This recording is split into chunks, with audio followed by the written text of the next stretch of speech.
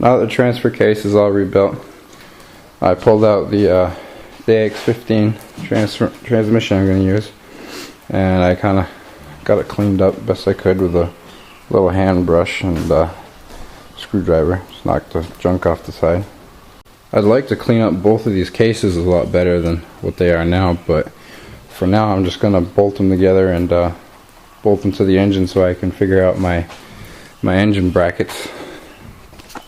I still have to get these 4-cylinder brackets cut off, and I think I'm going to go to Home Depot and get a pigtail rigged up so I can plug this into 220, because I think it'll cut a lot better.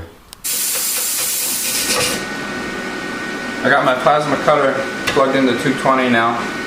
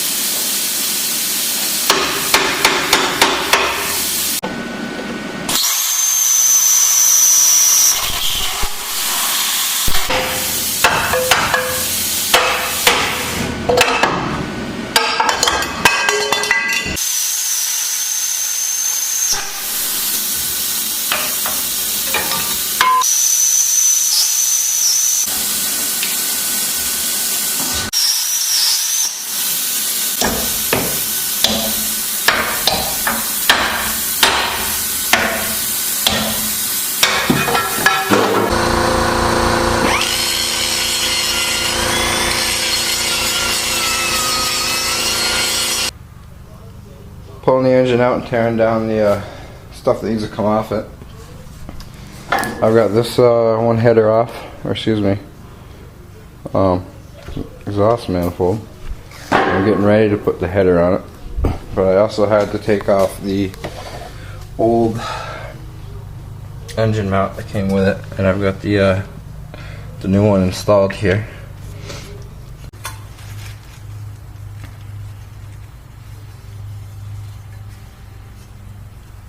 No, I'm not doing anything final, I'm just kind of setting it here and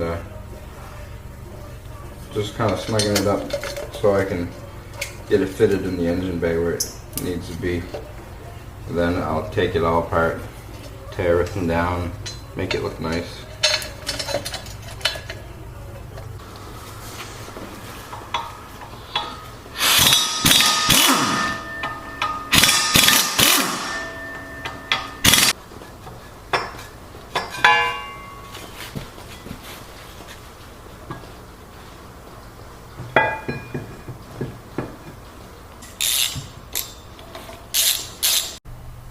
My transmission adapter bolted up to the transmission, and these 4 bolt holes here will bolt right up to the regular old Chevy bell housing. I'm going to do that next, so then we're going to put the engine and transmission together. Now this is not going to be with a clutch or anything.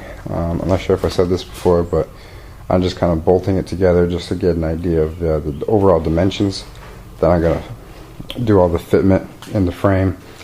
Fine tune where I want my engine mounts welded, and then after I weld that all up, I'm going to be taking out the engine and everything and sandblasting the frame, painting it up nice. Got the engine tranny bolted up, and I've got the shifter loose for when I'm ready to slide her in there, and as soon as I get some help I can hold these brackets just where they need to be. 4 1/4 inches from this hole backwards to the arm here, and I get some help holding those. I'll tack those and drop the engine in, make sure everything's looking good, take it all out, weld it up solid, and be ready to go. Got the engine out on the stand, and we're gonna drop it in the frame rails here, see what we can do. First we got to put the transfer case on, and I think we're going to do a little different than the instructions say to do. We're going to put these mounts on in place on the rubber engine plates, and then kind of shimmy it down between the frame rails and do our measurements that way.